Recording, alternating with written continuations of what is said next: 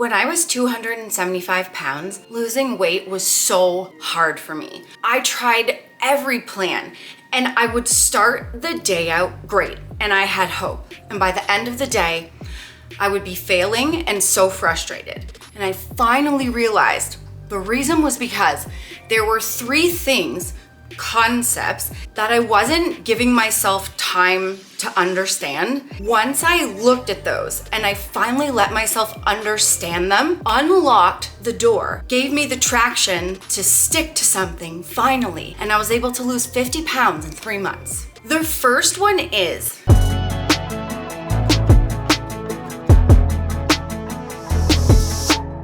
having to keep doing Monday morning diets means that what I'm planning to do is messed up. So what I used to do was I would start, I would fail, and then I would go, okay, all heck would break loose.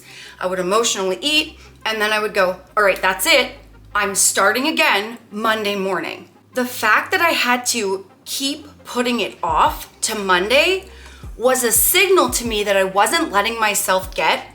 If you have to put it off, and if you have to keep repeating these Monday morning diets, it's because something that you're doing, whatever you're planning to do, is already messed up. So basically, I was setting myself up to fail before I even started, and then it would go in this never-ending cycle. So I had to look at the things that I was planning to do, and all my Monday morning diets were always fad diets or something really, really hard, setting the bar so high that I could never sustain it, taking away food groups, expecting myself to follow these very strict rules, whatever it wasn't balance and eating less. And that's why I kept failing over and over and over again. I'm gonna start Monday.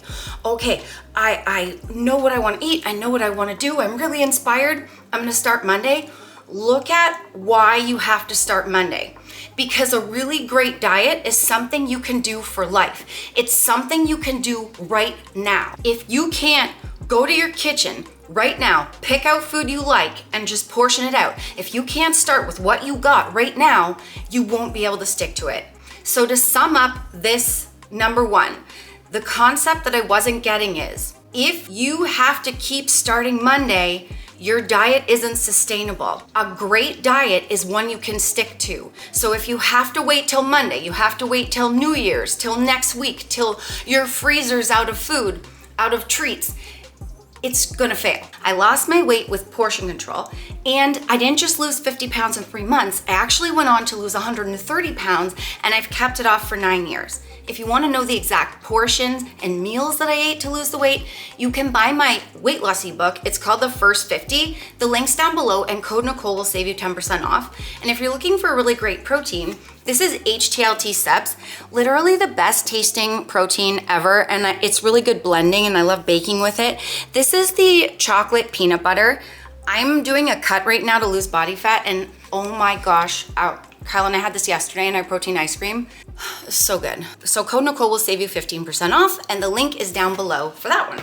The second concept, if I have a cookie, it doesn't mean that I've messed up my entire diet and that I should throw everything that I've done out the window. So this is what would happen is, I realized the problem was that I was taking away the cookies in the first place. So basically, if you're somebody who thinks that you have to take away something you like a cookie, in order to lose weight, and you tell yourself that you can't have it, and the way that you're thinking about the cookie or about food is why when you end up breaking down and having something that you said you couldn't have, is why you end up throwing it all out the window. It's the way that you're looking at it.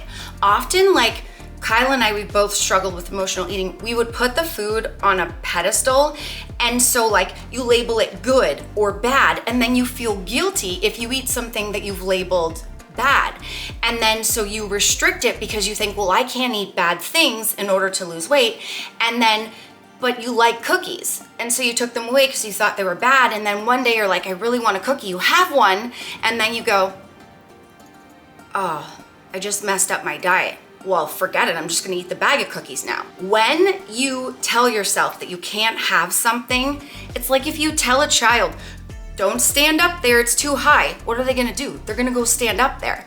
If you say, hey, go have fun and you don't put like a negative connotation around it, it doesn't seem to cause the same like rebellion. So when I say, why don't you eat a diet, Nicole, talking to myself, where it includes cookies or it includes ice cream. And you know, I started having a portion of ice cream every night when I started, and I lost the 50 pounds in 3 months. Allowing myself to eat ice cream, and I had a couple of low calorie cookies with it. It was like the greatest thing in my life because I was finally allowing myself to have it. I wasn't labeling it bad and good anymore. There's no good or bad food. Yes, some is more nutrient dense than others, but if you're gonna stick to something, all the food should be on the table. It's just a time and a place for it. And that is how I was able to stop that concept of, I ate a cookie, I messed up. No, you ate a cookie because you wanted one. Now move on with your day and keep going to the meal plan that you've planned out for yourself. You know what happens when you eat a cookie on your diet? Nothing. This is something I didn't understand, and it really helps. In order to gain 1 pound of fat, you have to eat 3,500 calories above your maintenance calories just to gain 1 pound of fat. So that would be like about 65 Oreos is almost like 3,500 calories. So one cookie, it's not gonna wreck your diet. If you start eating those 65 Oreos every single day, that'll get you there. One cookie, no. A couple, a handful, build it in. You can have cookies on your diet. You'll be okay. So to sum up number two, don't throw your diet out the window because you had some chips or you had a cookie. You had it, move on with your diet. Keep on with the plan. The third concept is my victim mentality was actually hurting me, not helping me. So what happened was when I was morbidly obese, 275 pounds, I blamed everything and everybody around me for the reason why I was overweight. And I think in a way it was to protect myself, but that protection was actually making me miserable and causing me to fail all the time. And like, there were some things that were true, like I have PCOS, I have hormones out of whack, you know, so sometimes that did affect my weight gain and my weight loss, but blaming it fully on that and not taking responsibility for anything, I would sit at Subway and I would go, who eats half a sub? Watching people walk out with half a sub, you know, because I couldn't. And so I'd put other people down, but I wouldn't look at, well, why can't I? You know, what's underneath that I can take responsibility for? And it was because it ended up not being about the food. There was deeper things under there that I needed to look at in order to heal. If you're somebody struggling and you're not taking responsibility for the things that you can, I can't control my hormones. That's something, PCOS doesn't go away. But what I could do is, okay, if I can't eat half a sub, can I eat a couple bites less of a sub? Can I measure out a bowl of chips instead of a bag? That's where I could start taking responsibility, eating just a tiny bit less every day, switching from like regular pop to diet pop, making like low calorie switches so that I could still eat the things I liked, but just take in a little less calories. And moving my body the best I can. I started with walking because I had plantar fasciitis really bad and it's really hard for me to walk, but I could do it a little, and I took a lot of breaks and I just went really slow. Those were the things I could control. So I had to switch my mindset from being a victim to, okay, there are things I can't control, but what can I control? And start looking at those things. Because, you know, there are lots of challenges in life. Everyone has them. But there are things, even if you're struggling, even if you have a lot of issues going on, there is definitely one or two things that you can look at and take control of. Just one tiny thing. Look at it, make that change, that switch of your mindset, and be consistent with that change. Thanks for watching. Peace out, bud.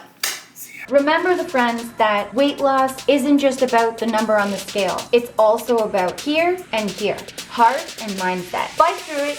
You can do it. Don't give up.